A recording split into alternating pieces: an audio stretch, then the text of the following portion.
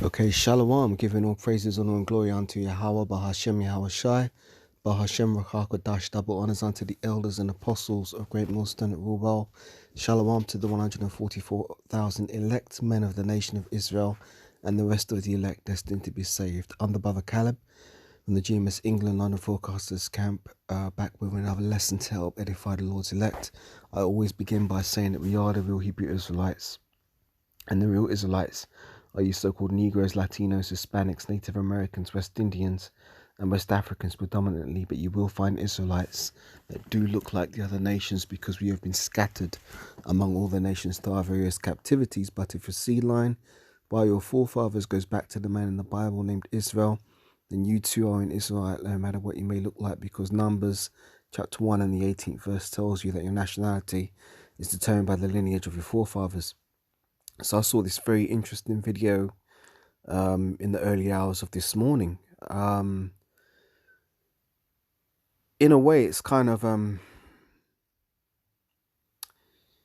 it's not something that we don't expect, because we know the elites have their secret councils, and they be putting up prayers and casting incantations. We've known this for the longest time.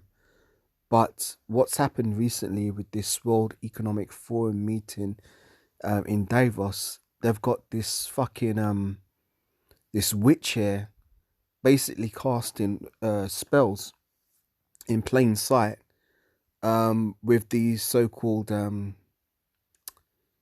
what do you call these people, these members of the World Economic Forum. Now I'm going to play the video, but basically this dirty ass witch bitch is basically throwing up all kinds of witchcraft, and you'll see that she starts coughing in the faces of some of these members of this World Economic Forum. Now this is very interesting because earlier on in the week I done a video talking about how at this same WEF World Economic Forum meeting that they were discussing potential outbreak of what they're calling disease X, which I referred to as Dizzy X, and they're claiming that it could lead to 20% more deaths than the C19 thing. Now, isn't it interesting that they've got this witch here before they start speaking, and even this woman on the left looks like a fucking witch herself, decked out in all black like that, decked out in all black with all those robes, and you got this other witch here looking like she come out of fucking hey, this is funny. I was gonna say she looked like she stepped straight out of Star Wars: The Return of the Jedi, looking like a fucking Ewok, like Chief Chirper or something. But that's funny because in the movie Star Wars: Return of the Jedi, the last Star Wars film, as far as I'm concerned, I only really like the original 3 Star Wars films. But yeah, Return of the Jedi came out in 1983, and believe it or not, the battle that took place at the end of the film was on one of the moons of a planet called Endor. Now, doesn't that sound familiar? Because if you read the scriptures, you know that King Saul consulted the witch of Endor. So it's kind of funny. I'm making a joke about this bitch here looking like she's dressed like a fucking Ewok. But ironically, the Ewoks are on the moon surrounding the planet Endor. And that's straight out of the scriptures, because, you know, a lot of these great films borrow heavily from the scriptures. Do you know what? I should do a lesson going into Star Wars maybe, and the similarities and references in the Bible, and that might be an edifying lesson. But hey, another time. Right now I'm focused on this World Economic Forum, where you're going to see this bitch basically putting up spells and enchantments. Now, you know, I might be wrong, but my interpretation of this, I'm going to play the clip, let you see it for yourself. My interpretation of this is that basically she's blessing their enterprise to basically cause a whole host of people to get sick. Because if you watch closely, she's coughing, and she coughs in the faces of these particular speakers. So I'm guessing that, you know, they're praying that the principalities which serve them on the left-hand side can make these things, make their enterprise successful, and causing a lot of people to get sick. So let's play this clip.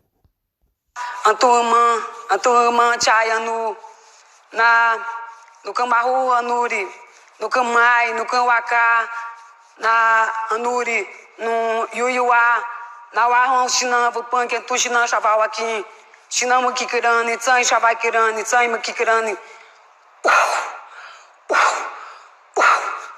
awa ma wonana no ma wono wai sharai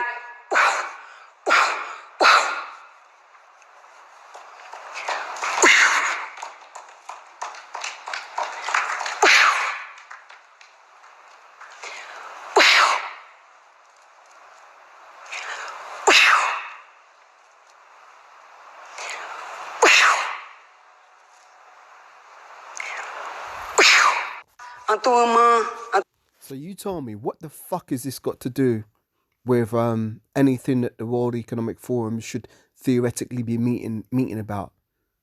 Do you think they came to this, and this isn't something where you can just walk in there?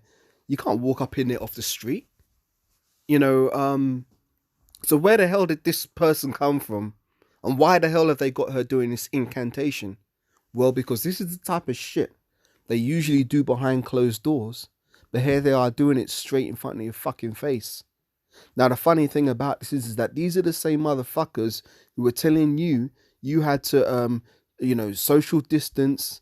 You know, you can't go out more than however many meters from your home. You can't sit in a park.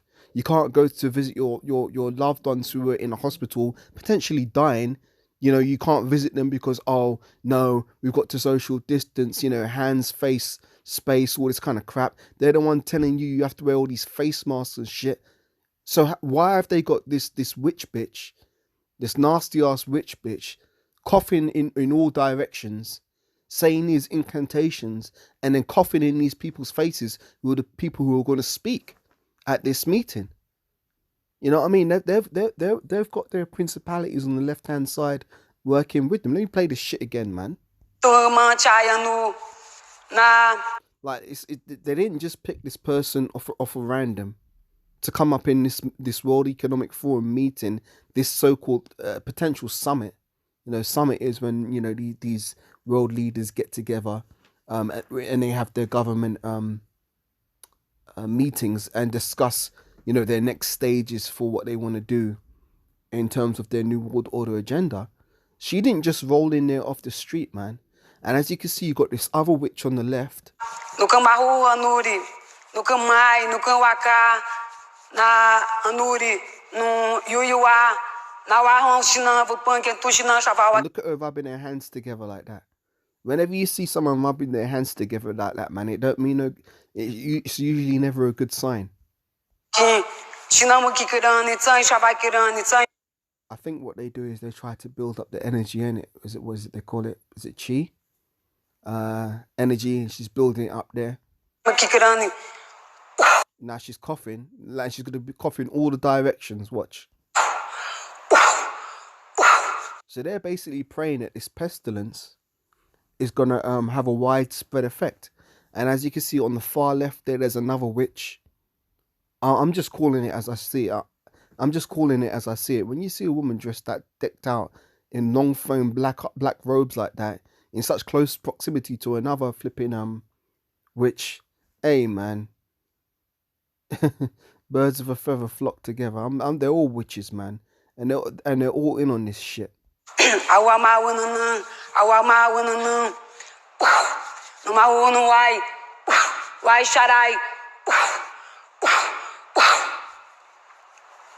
Yeah. Now she's going there straight up coughing in these people's faces, and nobody's like, "Hey man, this is a bit off. I don't want your dirty breath in my face."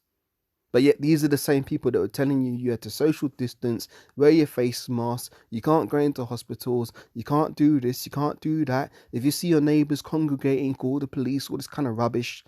But yet they've got this nasty bitch breathing in their faces, coughing like this. For what purpose? To what end? And you even got bitches in the audience applauding this shit. And they ain't recoiling. Look at them, they're leaning into it.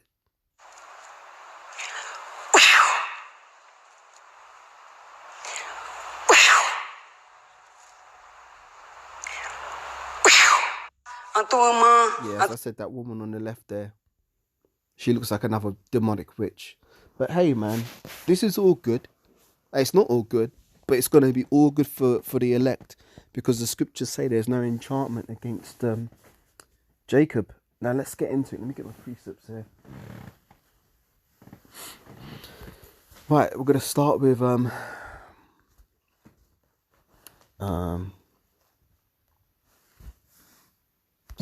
start with Psalms 64, I think. Get my presets back up.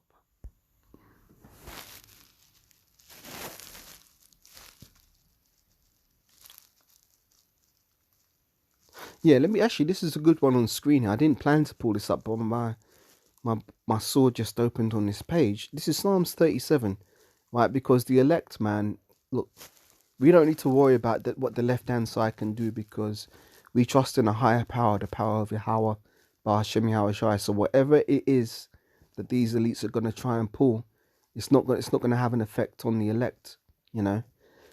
Psalms 37 from verse 1, a psalm of David. Fret not thyself because of evildoers, neither be thou envious against the workers of iniquity, for they shall soon be cut down like the grass, and wither as the green herb.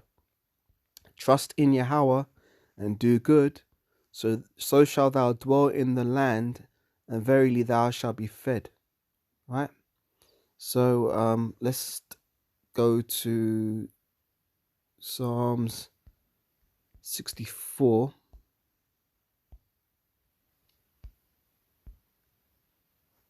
From verse 1 says,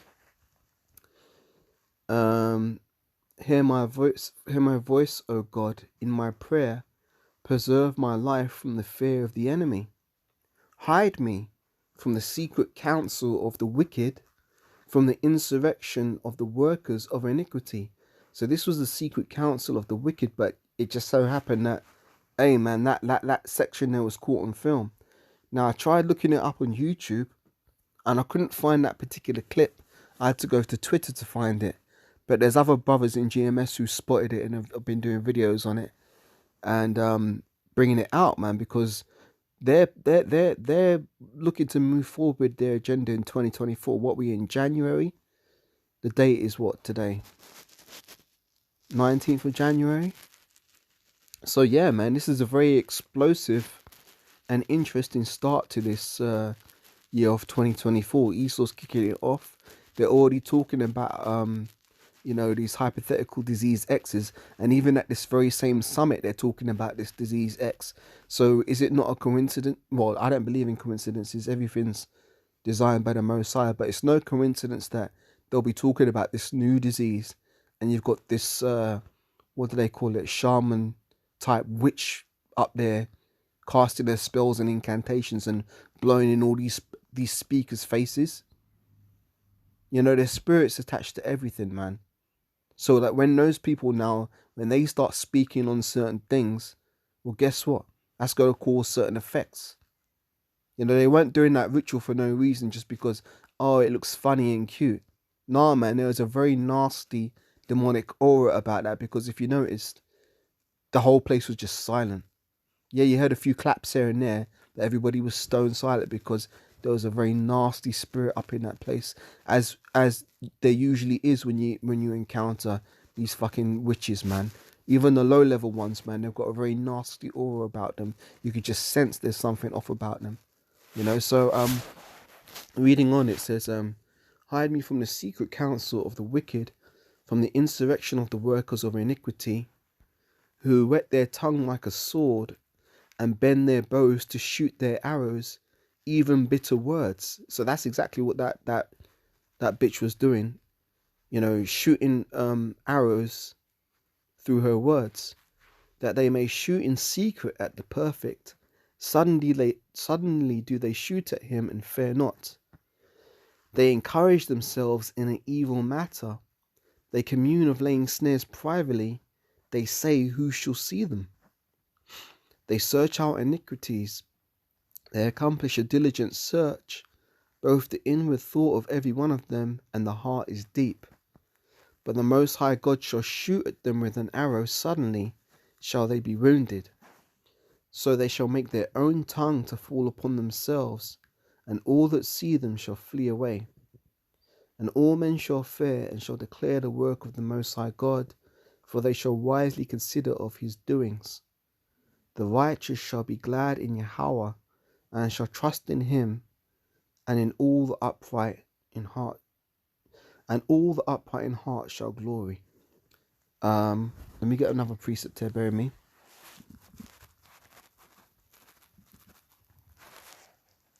Because really their primary target is the Israelites and the elect of Israel. You know, because that's really who the elites want to target and destroy off the face of the earth. Because Esau wants to inherit the birthright which he lost to his brother Jacob. So really it's Jake that they're trying to put these incantations and enchantments over, but it's not going to work.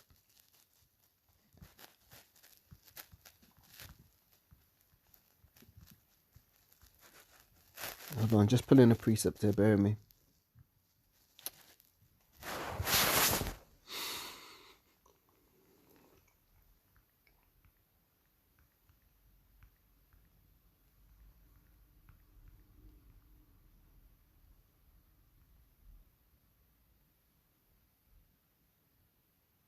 Yeah, this is Numbers 23 and 23.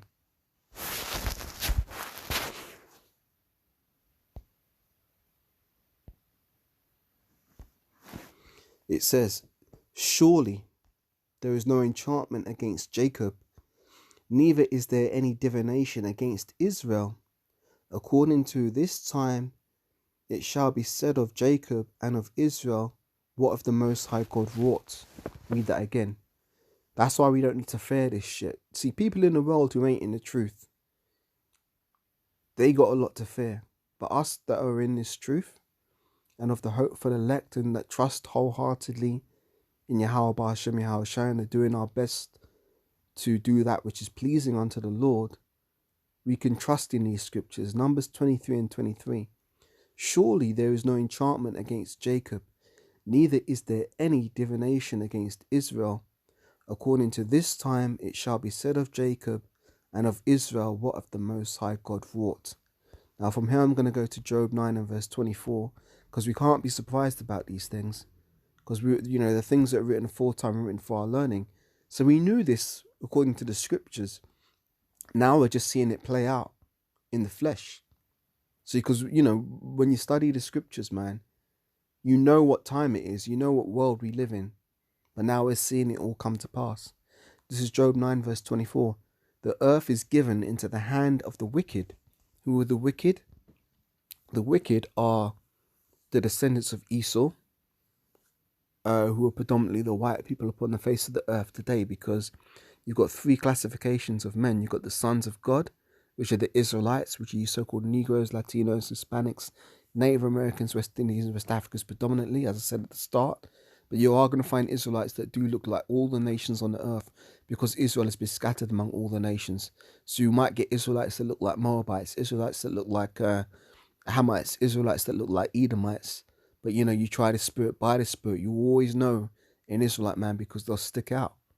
They'll always stick out wherever they are, because they've got that special type of salt, man, that special swag, that unique spirit on them, because Jake is a peculiar people.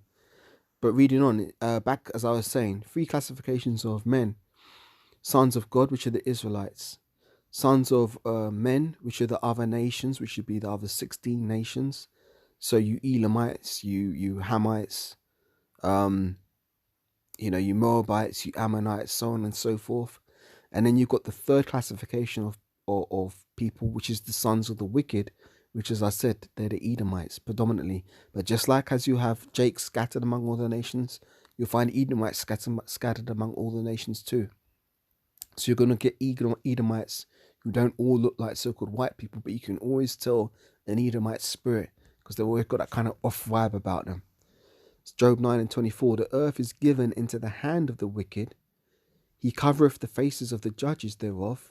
If not, where and who is he? So breaking that scripture down, it means that the world has been given into the hand of the wicked, and they've tried to portray themselves as being the holy people, the upright people, the pure people, You know, that's why they took on that term white. And that's why they tried to call the so-called Negroes black people. Because it's all about the turning of things upside down and them trying to present themselves as the chosen people. And that's why you got, you know, the small hats who are basically the ultimate identity thieves on the face of the earth, masquerading as if they're the holy people and profaning the holy land, which is the land of Israel right now. I'm going to go from here to another precept.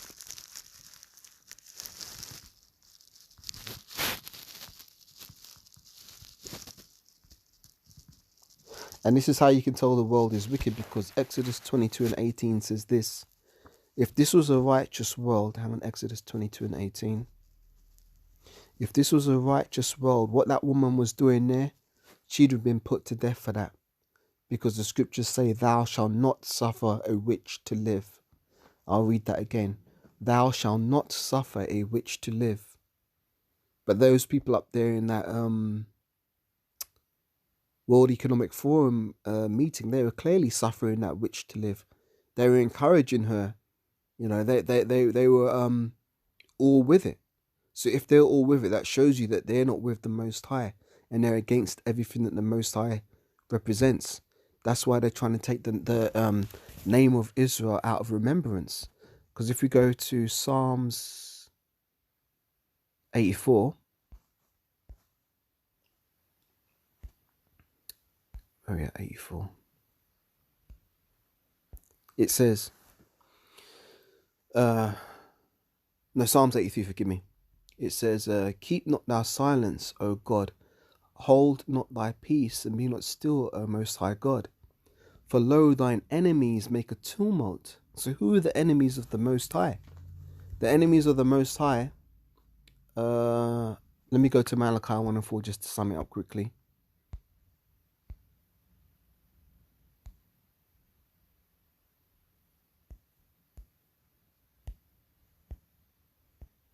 Malachi 1 and 1.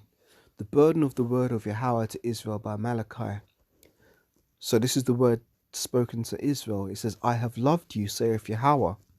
Yet ye say, wherein hast thou loved us? Was not Esau Jacob's brother, saith Yahweh? Yet I loved Jacob, and I hated Esau, and laid his mountains and his heritage waste for the dragons of the wilderness. Whereas Edom saith, we are impoverished, but we will return and build the desolate places. Thus saith Yahweh of hosts, they shall build, but I will throw down, and they shall call them the border of wickedness, and the people against whom Yahweh have indignation forever. So the Most High has indignation, which means righteous anger against these people forever. And I'm going to get over a precept. Bear with me, I've got a lot running through my mind at the moment.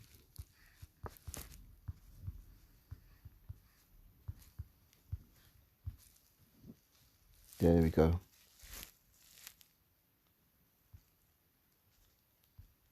That's not the one I want.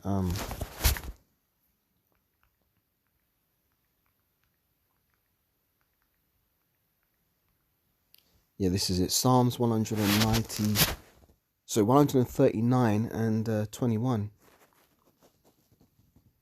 Before we go there, let's finish Psalms 83 though.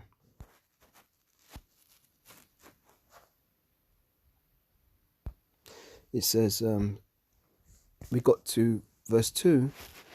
For lo, thine enemies make a tumult, and they that hate thee have lifted up their head.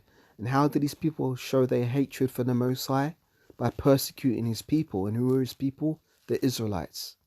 So that's how they show their hatred for the Most High. And also by, taking the Most High's word and casting it behind their back and doing everything contrary to every single law that the Most High established throughout his word, which is just the scriptures, the Bible. So it says, for lo, thine enemies make a tumult, and they that hate thee have lifted up their head. They have taken crafty counsel against thy people. They have consulted against thy hidden ones. They have said, come, let us cut them off from being a nation, that the name of Israel may be no more in remembrance. For they have consulted together with one consent. they are confederate against thee. So it goes on to list these nations, which, you find all these nations at that World Economic Forum meeting.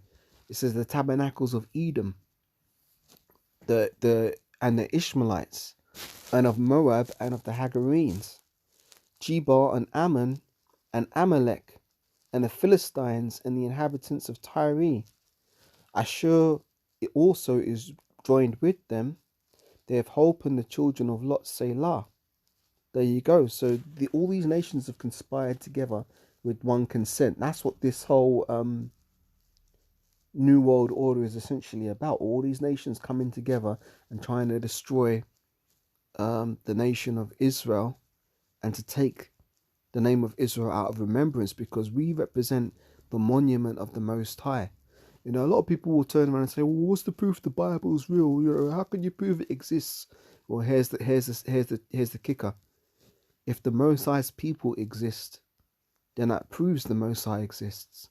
So long as there's Israelites on the earth, there's always going to be a monument to Yahweh Hashem Yahushai. Hence why Esau, in his twisted, warped mind, he believes that he can actually destroy all the Israelites off the face of the earth. So Esau doesn't want your good, man. Esau doesn't want you on the place of the earth. If Esau had his way, there'd be no flesh left on this earth to be saved. But Esau's not going to have his way, because you know what?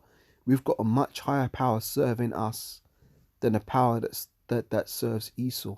Because at the end of the day, all these principalities, they all answer to the Most High. That's why he is the Most High. And the Most High controls both sides. And it is the Most High's will for the righteous to triumph over the wicked. So that's how it's going to go down. Yep, there's going to be a lot of death. Yes, there's going to be a lot of chaos and destruction. But in the end, the elect will reign supreme, because you know what? Yahushua already got the victory. 2,000 years ago when he was crucified, Yahushua got that victory. And nobody can snatch that victory out of Yahushua's hand now, because he's at the right hand of the Heavenly Father. Nobody can take Yahushua's status away. So when Yahushua comes back, every knee shall bend, and every knee shall bend, and every tongue shall confess that Yahushua is Lord of Lords and King of Kings. That's how it's going to go down. So all this shit that Esau's trying to do, all this witchcraft and behind the back bullshit, it's not gonna try it. They're not gonna succeed. Just like when Moses went to Pharaoh and said, "Let my people go." What did Pharaoh try to do? Pharaoh tried to match the miracles that Moses did, but Moses' staff swallowed up the serpent that Pharaoh's magicians threw down, and that shows that the right hand side is greater than the power of the left. Now there was another precept I was going to get. Was it Psalms 139:21? Let me try that one, if I can remember correctly. Is it Psalms 139 and 29? Let's check. Yes, this is it. Yeah, right on point. Thawadi Harba Hashem Yashai for bringing that to my memory. Right, so we know that the Most High has enemies, and we that are in the truth, there are enemies too. Because King David said this, Psalms 139 and 21, "Do I not hate them, O Yahweh, that hate thee? Am I not grieved with those that rise up against thee? I hate them with a perfect hatred. I count them mine enemies." So, in this stupid fucking, pussified world, people think, "Oh, it's wrong to hate." No, man, you hate. What does the scripture say? Hate the evil and love the good. Woe to them that call evil good and good evil, that put bitter for sweet and sweet for bitter, and that put light for darkness and darkness for light. Basically, you need to have your shit in order, and you need to basically get in tune.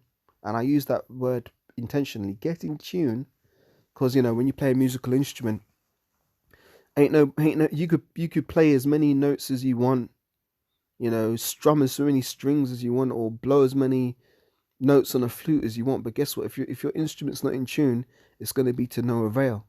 So to get in tune means to get in line with the way that things actually work. So therefore, learn to love what the Most High loves and learn to hate what the Most High hates. And that will bring you in tune with reality. So therefore, it is actually justified to hate the wicked, because it says, Psalms 139 and 21 again, do I not hate them, O Yahweh, that hate thee? Am I not grieved with those that rise up against thee? I hate them with a perfect hatred. I count them mine enemies. So now we're going to go to Ephesians 6 and close out on that one. Because this isn't something that brothers should be scared of.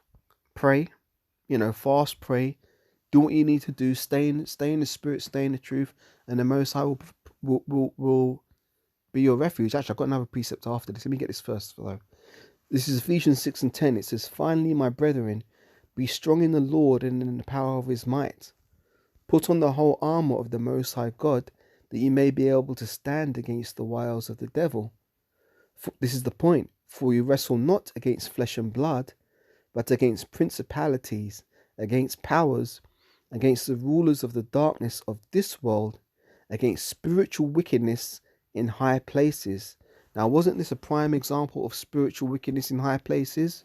Let me play it one more time so you all can peep this again. A tua irmã Chaya no Cambarru, Anuri, no Camai, no Camwacá, na Anuri, no Yuyuá, na Warron, Chinambo, Panquetu, Chinam, Chaval aqui, Chinamo Kikirani, Tsai, Chavai Kirani, Tsai, Makikirani. Awama Wananã, Awama Wananã, no Maú, no Wai, Wai Charai.